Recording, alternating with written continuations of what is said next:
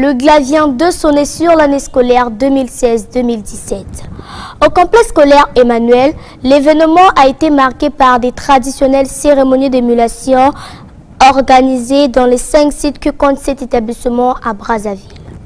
Dans cette édition du Journal des émulations, retour sur les résultats de chaque site avec nos correspondants Madjunel, Bianzebi Lorcia, Molebato Sabrina, Gloria Mongo et Sagesse Mboué. L'émulation vient de s'achever, donc nous connaissons les résultats de fin d'année. Alors voici ces résultats. Sur un total de 1444 élèves, 1253 ont été déclarés admis avec un pourcentage de 89,75%.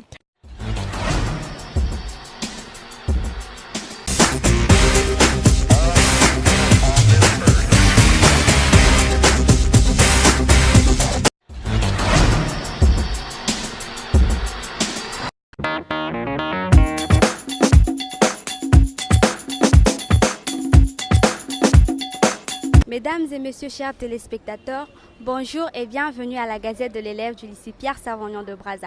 Nous allons parler de la violence dans notre lycée. Au sein de mon établissement, c'est là où règne souvent la bagarre. Certains viennent à l'école juste pour opprimer les plus faibles. Ici, c'est vraiment fréquent. C'est fréquent. Il n'est un secret pour personne que le lycée Pierre Savognon de Brazza s'est forgé comme réputation d'être un lycée abritant des élèves violents. Surtout le jour de la rentrée scolaire. Ceux qui reviennent de la 3e lorsqu'ils arrivent ici, pour entrer en classe, il faudrait donner de l'argent. Quand un ancien, il se croit tout permis, il arrive, il menace tout le monde. Si c'est de l'argent qu'il veut, vous devez le lui donner. Dans notre gazette, nous allons tenter de définir cette violence, donner les causes et les conséquences de cette violence, chercher à savoir comment se manifeste-t-elle et qui en sont les victimes. Dans notre deuxième partie, nous aurons une interview avec l'ancien surveillant général du lycée Pierre Savognon de Brazza, M. Medar Balunga. Avec lui, nous allons parler des mécanismes déjà mis en place pour éviter la prolifération de cette violence. Une fois de plus, bonjour. Au lycée Pierre Savognon de Brazza, la violence se manifeste sous plusieurs formes. Michel Averti de la seconde A10, Grace Nguissani, Christian Matondo et Daina Mandjilou, tous élèves de la première A7, ont fait des recherches sur ce sujet. Suivez. La violence à l'école se manifeste dans la plupart des cas sous 3 formes. La violence entre élèves, qui se caractérise souvent par des bagarres, des brimades, la stigmatisation de certains élèves par leurs collègues et bien d'autres. La violence dite du prof à l'élève, où nous pouvons aussi ajouter les membres de l'administration. Certains profs pensent que l'enseignement fait de lui un agresseur, qu'il a le plein droit d'agresser un élève.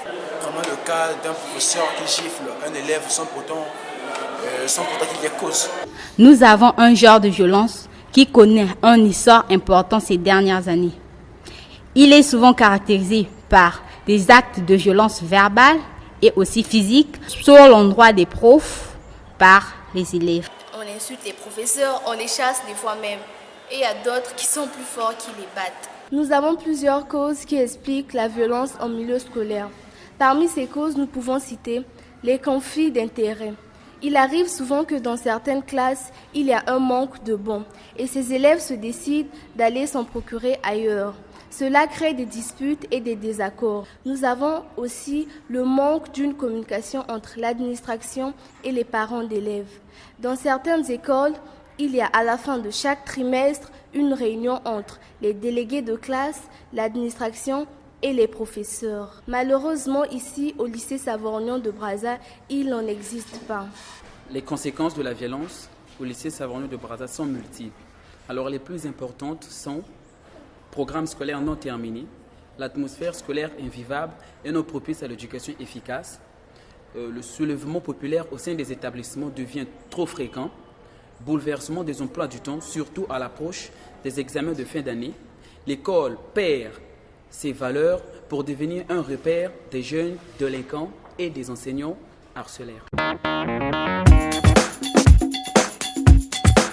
Pour lutter contre la violence au lycée Pierre Savognon de Brazza, l'équipe de maîtrise a sans aucun doute pris des dispositions.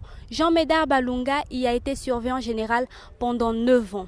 Il répond donc aux questions de Dukas Ngoyi, élève en seconde A9, Morissette Teke, élève en seconde C6 et Daina Mondjilou, élève en première A7. Oui, Sulamite, nous sommes ici dans l'enceinte du lycée Savorgnon de Brazza avec le surveillant général, M. Médard. Bonjour, M. Médard. Bonjour, mademoiselle. Nous sommes ici pour vous parler de la violence en milieu scolaire. Pourquoi devons-nous pallier la violence au milieu scolaire? Mais si la violence n'est pas éradiquée, c'est-à-dire que les enfants ne vont pas apprendre en toute quiétude, on ne peut pas faire des études tout en étant en insécurité à tout moment. Donc toutes les leçons, tous les enseignements que les professeurs vont donner, ça rentre ici, ça sort par là, parce que l'enfant a peur. La peur ne peut pas mettre quelqu'un, un élève, dans un esprit de quiétude où il peut apprendre. Donc il faut enrayer la violence, permettre un climat de paix, de sécurité pour que l'enfant se sente confiant. Donc là, à ce moment-là, il se met à travailler.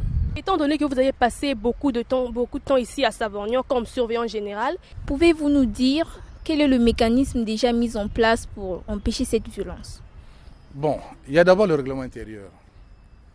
Tout élève inscrit dans un lycée, que ce soit à Savorgnon, Lumumba, Réconciliation, Anet, Thomas Sankara, doit d'abord respecter le règlement intérieur. Si on respecte le règlement intérieur à la lettre, il n'y aura plus de violence. Pensez-vous que chaque élève d'ici respecte le règlement intérieur que vous leur avez donné? Loin de là. Les enfants sérieux, les enfants intelligents respectent le règlement intérieur. Mais ceux qui passent par tricherie, ceux qui ne sont pas intelligents, ce sont ceux-là les premiers qui ne respectent pas le règlement intérieur. Mais comment peut-on faire pour que tout le monde dans le lycée puisse respecter ce règlement intérieur? Mais mettre un mécanisme du genre, placer d'abord un bureau de classe responsable, qui n'a pas peur, et en dehors des bureaux de classe, il faut avoir une police parallèle. Moi, par exemple, sur les 9 ans que j'ai passé au lycée Savorgnon de Brazza, j'avais des élèves que je jugeais, que je qualifiais de, comment on peut appeler ça, des informateurs. À chaque fois qu'on enregistrait un cas de violence, si on avait la chance de mettre la main sur l'auteur, on appliquait le règlement intérieur. C'est-à-dire, je le faisais venir au bureau, on lisait le règlement intérieur. Si ce n'était pas trop violent, l'acte posé, on convoquait les parents. Mais si c'est un acte, coup et violence, coup et blessure, on le déposait auprès de la force publique, généralement au commissariat central ou à la gendarmerie. Et depuis là-bas, on convoquait les parents. Cette méthode, elle a fonctionné? Très bien fonctionné. Et qu'est-ce qu'il faudra faire pour prévenir cette violence? Bon, reprendre l'éducation parentale. Parce que beaucoup d'enfants, ceux qui se comportent violemment à l'école, à la maison, les parents sont fatigués. C'est un problème d'éducation. Donc, que les parents reprennent en main l'éducation de leurs enfants. Un enfant qui est bien éduqué à la maison ne viendra pas faire le contraire de ce que les parents lui disent à la maison. Merci monsieur de nous avoir accordé un peu de votre temps pour cette interview. Nous vous remercions. C'est moi qui vous remercie. Ce cadre que vous voyez servait autrefois du tableau d'affichage du règlement intérieur du lycée Pierre Savorgnon de Brazza. Mais comme vous pouvez le constater, ce règlement intérieur avait été arraché par les élèves, ce qui prouve que les mécanismes mis en place ne fonctionnent pas comme il fallait. Alors, après moult réflexions, les vipères du lycée Pierre Savorgnon de Brazza ont proposé comme solution à l'équipe de maîtrise l'insertion des cours d'éducation civique ou morale au lycée, l'implication des parents à la vie scolaire des enfants, des rencontres périodiques entre parents, délégués de classe, professeurs et administration dans le but d'une communication collective. C'était Sulamite Lupupu, élève en seconde C5 pour la Gazette de l'élève du lycée Pierre Savorgnon de Brazza.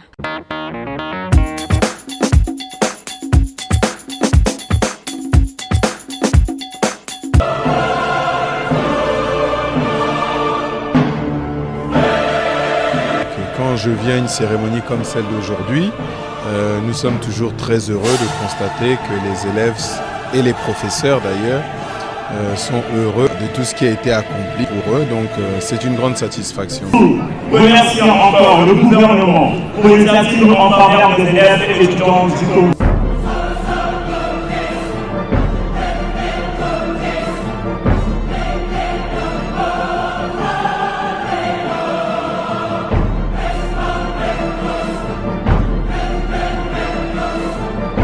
La vision que j'ai pour la jeunesse congolaise, elle tient en deux mots en réalité.